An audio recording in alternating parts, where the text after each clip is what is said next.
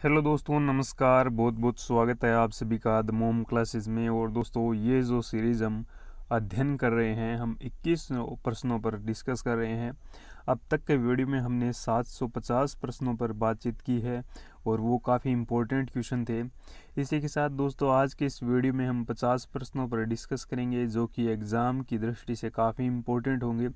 दोस्तों, आज की इस सीरीज़ में जो टॉप 50 क्वेश्चन है उनको आप भली भांति देखें और वीडियो को कंप्लीट देखें। वीडियो अगर पसंद आए तो वीडियो को लाइक ज़रूर करें।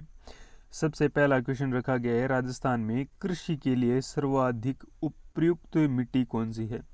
उपयुक्त कहें या फिर उपयुक्त कहें, सर्वाधिक उपयुक्त मिट्टी कौन सी है, तो वो रहेगी बलुई मिट्टी, लाल काली मिट्टी, कच्छारी मिट्टी या फिर उपयुक्त सभी। दोस्तों, सर्वाधिक उपयुक्त जो मिट्टी है राजस्थान में कृषि के लिए वो रहेगी कच्छारी मिट्टी। ऑप्शन नंबर सी करेक्ट रहेगा। अगला हमारा क्वेश्चन है कि राजस्थान राज्य में केंद्रीय भू संरक्षण बोर्ड का कार्यालय स्थित है। तो केंद्रीय भू संरक्षण कार्यालय का जो बोर्ड का जो कार्यालय है ये भरतपुर में है, कोटा में है। ऑप्शन नंबर सी की बात करें अलवर या फिर बीकानेर। तो दोस्तों, इस क्वेश्चन का राइट आंसर रहेगा केंद्रीय भू संरक्षण बोर्ड का मुख्यालय कोटा में है और यहाँ पर सर्वाधिक नदियाँ भी है। सर्वाधिक नदियों वाला जिला कौन सा है, वो कोटा है। अगले क्वेश्चन पर बात करें, वो भी काफ़ी इम्पोर्टेंट। राजस्थान में 56 के मैदान में कौन सी मिट्टी पाई जाती है। खारी अम्लीय मिट्टी, लाल रेतीली कच्छारी मिट्टी, पीली भूरी या फिर रेतीली मिट्टी, भूरी रेतीली या फिर कच्छारी मिट्टी। तो दोस्तों, ये जो 56 का मैदान है ये दक्षिणी राजस्थान में पड़ता है। और यहाँ पर बात करें तो ये 56 का मैदान 56 नदी नालों का समूह है। और ये यहाँ पर दोस्तों बात करें जो मिट्टी है इस मैदान में वो कौन सी है, तो वो लाल रेतीली कच्छारी मिट्टी है। कच्छारी मिट्टी राजस्थान में सर्वाधिक उपयुक्त मिट्टी है। और लाल मिट्टी का जो विस्तार है ये दक्षिणी राजस्थान में देखने को मिलता है। काली मिट्टी का जो विस्तार है ये दक्षिणी पूर्वी राजस्थान में देखने को मिलता है। राजस्थान राज्य में बालू का स्तूप वाले क्षेत्रों में मिट्टी पाई जाती है। तो बालू का स्तूप वाले क्षेत्र जो टीले होते हैं, जो धोरे होते हैं, जो दरियन होते हैं, उनमें कौन सी मिट्टी पाई जाती है। लाल दोमट मिट्टी, भूरी दोमट मिट्टी या फिर भूरी मटियार दोमट मिट्टी या फिर पीली भूरी मिट्टी। तो दोस्तों, यहाँ पर राइट आंसर रहेगा पीली भूरी मिट्टी। जो पीली एवं भूरी है एवं उसी के साथ बलुई जो मिट्टी है ये पाई जाती है राजस्थान के मरुस्थलीय प्रदेश में। पश्चिमी राजस्थान में मिट्टी में किस तत्व की मात्रा सबसे अधिक होती है। पश्चिमी राजस्थान में पाई जाती है पीली भूरी बलुई मिट्टी। और इस मिट्टी में सर्वाधिक पाया जाने वाला जो तत्व है फास्फोरस, नाइट्रोजन, कैल्शियम या फिर एल्यूमिनियम। दोस्तों, इस क्वेश्चन का राइट आंसर रहेगा ये कैल्शियम युक्त मिट्टी होती है, यानी इसमें कैल्शियम की मात्रा सर्वाधिक होती है। नेक्स्ट बात करते हैं कि निम्न में से राजस्थान राज्य की सबसे अनउपजाऊ मिट्टी है। पर्वतीय मिट्टी ये उपजाऊ है। बालू मिट्टी यहाँ पर कह नहीं सकते बालू मिट्टी के बारे में। लवणीय मिट्टी या फिर भूरी मिट्टी। तो दोस्तों, लवणीय मिट्टी जो है ये अनउपजाऊ मिट्टी है, इस पर किसी भी प्रकार की कोई भी खेती नहीं होती है। तो यहाँ पर राइट आंसर रहेगा ऑप्शन नंबर सी। अगला हमारा क्वेश्चन रहेगा, राजस्थान में उत्तरी भाग में किस मिट्टी की प्रधानता है। तो दोस्तों, राजस्थान में उत्तरी भाग में पूछा गया है। दक्षिणी भाग में हमने देखा लाल दोमट कच्छारी मिट्टी थी। यहाँ पर बात करें तो यहाँ पर भूरी बलुई मिट्टी थी। अब हमसे पूछा गया है उत्तरी राजस्थान में, उत्तरी जो भाग है राजस्थान का, हल्की मिट्टी, चिकनी मिट्टी, बलुई मिट्टी या फिर भारी दोमट मिट्टी। तो यहाँ पर जो है ये चिकनी मिट्टी है। ऑप्शन नंबर यहाँ पर बलुई मिट्टी का विस्तार रहेगा। उत्तरी और पश्चिमी राजस्थान में बलुई मिट्टी का विस्तार है। उत्तरी एवं पश्चिमी ये जो राजस्थान का क्षेत्र है 61.40% यहाँ पर बलुई मिट्टी का विस्तार अधिक है। अगला हमारा क्वेश्चन रहेगा, खारी मिट्टी कौन से वनस्पति उग सकती है। कंटीली झाड़ियाँ, लवण अवरोधी घास, इसी के साथ बात करें सेवण घास या फिर सदाबहार पेड़। तो दोस्तों लवण अवरोधी घास जो है ये कहाँ पर उगते हैं? खारी मिट्टी में। ऑप्शन नंबर यहाँ पर बी करेक्ट रहेगा। अगला हमारा क्वेश्चन रहेगा कि अरावली क्षेत्र में किस भाग में रेतीली मिट्टी पाई जाती है? पश्चिमी, पूर्वी, उत्तरी या फिर दक्षिणी? तो राजस्थान में अरावली का जो भाग है इसके पश्चिमी भाग में पाई जाती है कौन सी मिट्टी? रेतीली मिट्टी। मिट्टी अपरदन किस प्रकार से रोका जा सकता है? तो इस प्रकार के क्वेश्चन हर एक एग्जाम में देखने को मिलते हैं। वृक्षों की पट्टी लगाना, पशुओं को चारागाह में चरा कर रोक, या फिर बहते हुए जल को रोक कर। तो दोस्तों ये जो सभी जो कारण है, ये जो कारक है, ये मिट्टी के अपरदन के रोकने के लिए सहायक है। राजस्थान राज्य में मिट्टी अपरदन को सर्वाधिक प्रोत्साहित करने वाली नदी कौन सी है? तो राजस्थान की बारहमासी जो नदी है, वार्षिक जो नदी है, वर्ष भर बहने वाली जो नदी है, जिसे हम चंबल नदी कहते हैं, और ये जो नदी है इसके द्वारा सर्वाधिक मिट्टी अपरदन होता है। जल में किसकी अधिकता से मिट्टी क्षारीय हो जाती है?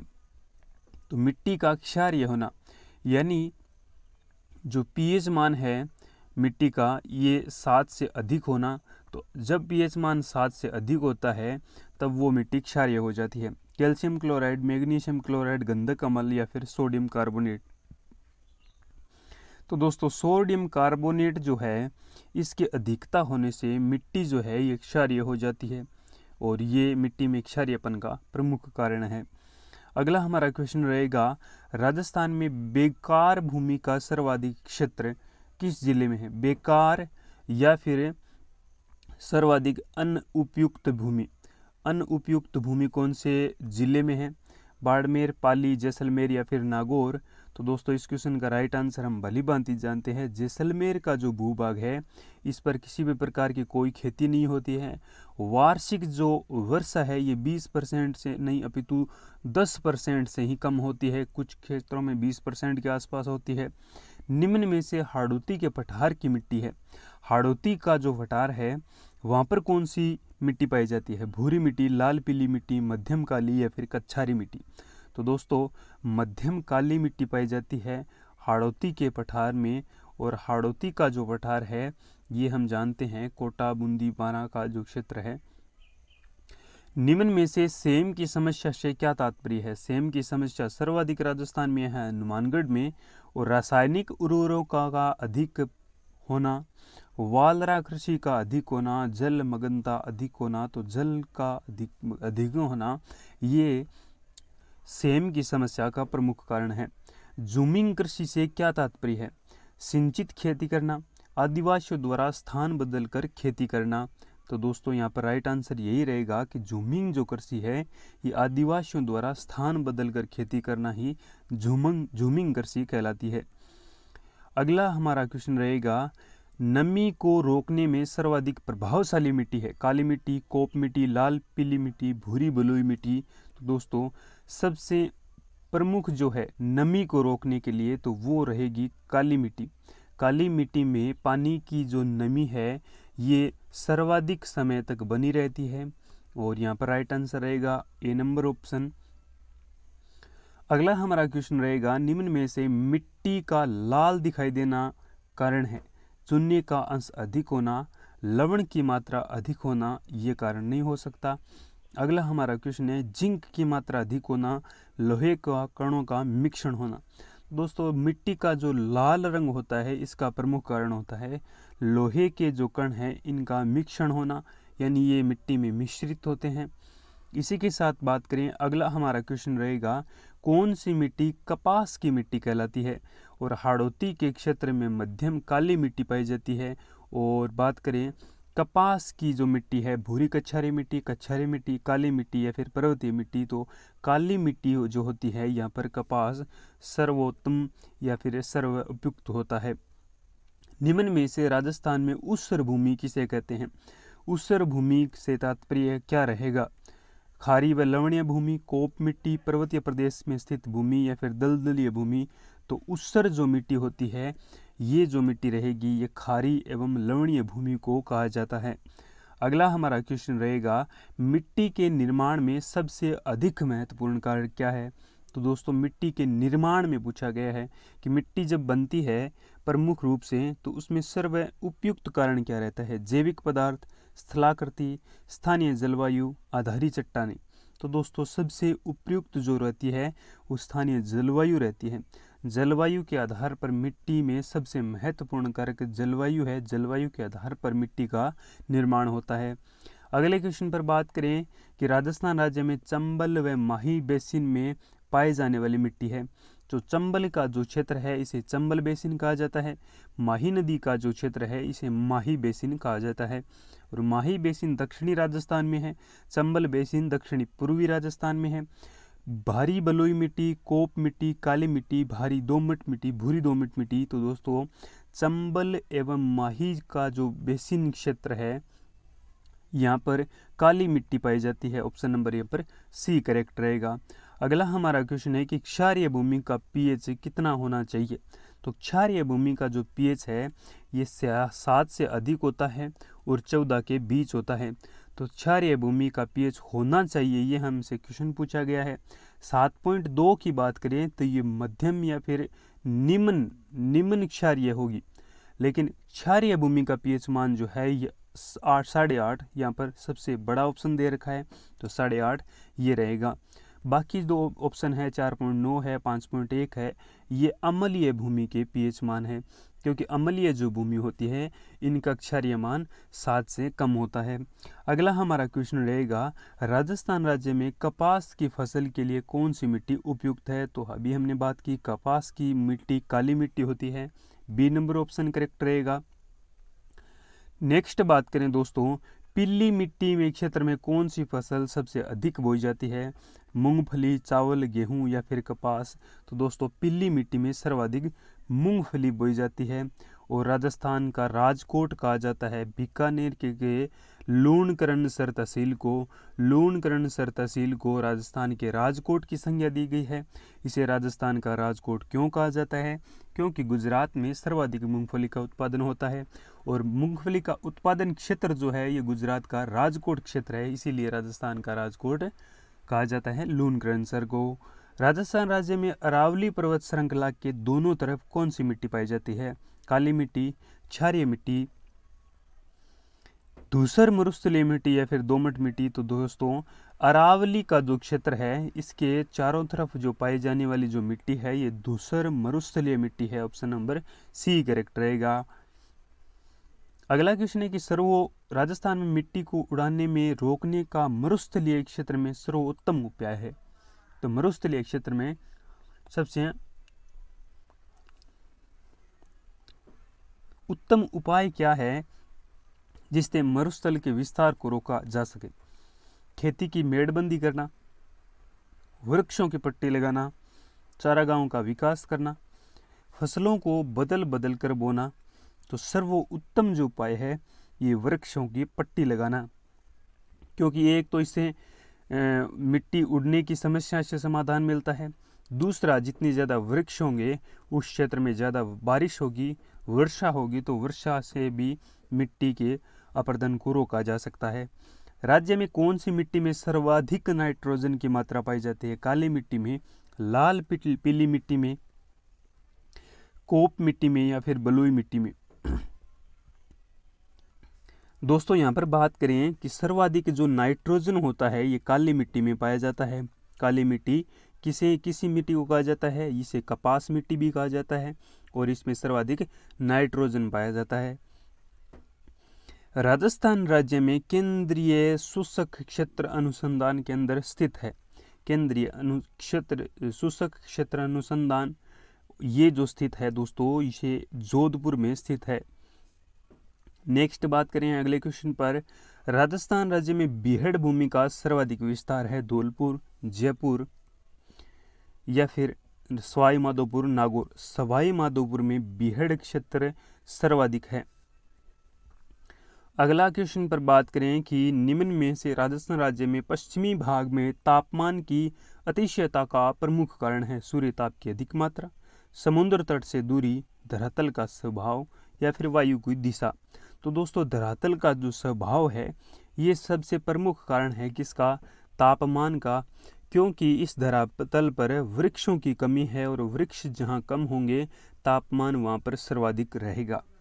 अगले क्वेश्चन पर बात करें कि राजस्थान में वर्षा का औसतन लगभग कितने सेंटीमीटर है। तो राजस्थान की औसत वर्षा का हम से क्वेश्चन को पूछा गया है। पहला ऑप्शन 62 सेंटीमीटर, 51 से 55 सेंटीमीटर। अगला हमारा पॉइंट रहेगा 57 से 58 सेंटीमीटर या फिर 68 से 59 सेंटीमीटर। तो दोस्तों राजस्थान में वर्षा का औसतन जो सेंटीमीटर माप है ये 57 से 58 सेंटीमीटर रहेगा। ऑप्शन नंबर सी करेक्ट रहेगा। अगला हमारा क्वेश्चन है कि राजस्थान राज्य की जलवायु की मुख्य विशेषता है आर्द्रता की कमी नहीं रहती, तापक्रम काफ़ी ऊंचा रहता है, तापक्रम में अत्यंत निरंतरता दिखाई देती है, अधिक मात्रा में वर्षा होती है। तो जलवायु की मुख्य विशेषता जो है यहाँ की तापक्रम में अत्यंत निरंतरता दिखाई देती है। ऑप्शन नंबर सी करेक्ट रहेगा। अगला हमारा क्वेश्चन है कि क्षारीय मिट्टी में पीएच का मान कितना होता है। तो क्षारीय मिट्टी में पीएच का मान 7 से अधिक होता है, -2.05 होता है, 0 होता है या फिर 7.6 या इससे अधिक होता है। तो यहाँ पर सी नंबर ऑप्शन करेक्ट रहेगा। 7.6 से अधिक जो होता है क्षारीय मान रहेगा। अगला हमारा क्वेश्चन रहेगा राजस्थान में वायु द्वारा मिट्टी का अपरदन सबसे कम होता है, भरतपुर, बीकानेर, जैसलमेर या फिर सीकर। दोस्तों भरतपुर का जो क्षेत्र है यहाँ पर वायु द्वारा मिट्टी का अपरदन सबसे कम होता है। ये पूरे राजस्थान से नहीं पूछा गया अपितु हमें ऑप्शन के आधार पर पूछा गया है। तो यहाँ पर भरतपुर करेक्ट आंसर रहेगा, क्योंकि बीकानेर, जैसलमेर और सीकर का जो क्षेत्र है इसमें मरुस्थल शामिल है और मरुस्थल में वायु द्वारा सर्वाधिक मिट्टी का अपरदन होता है।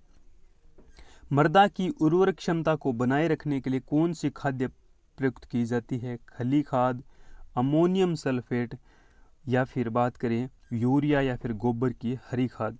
गोबर व हरी खाद जो है ये मृदा की उर्वरक क्षमता को लंबे समय तक बनाए रखती है और ये जैविक खाद के रूप में प्रयोग की जाती है और ये सबसे उपयुक्त आंसर रहेगा।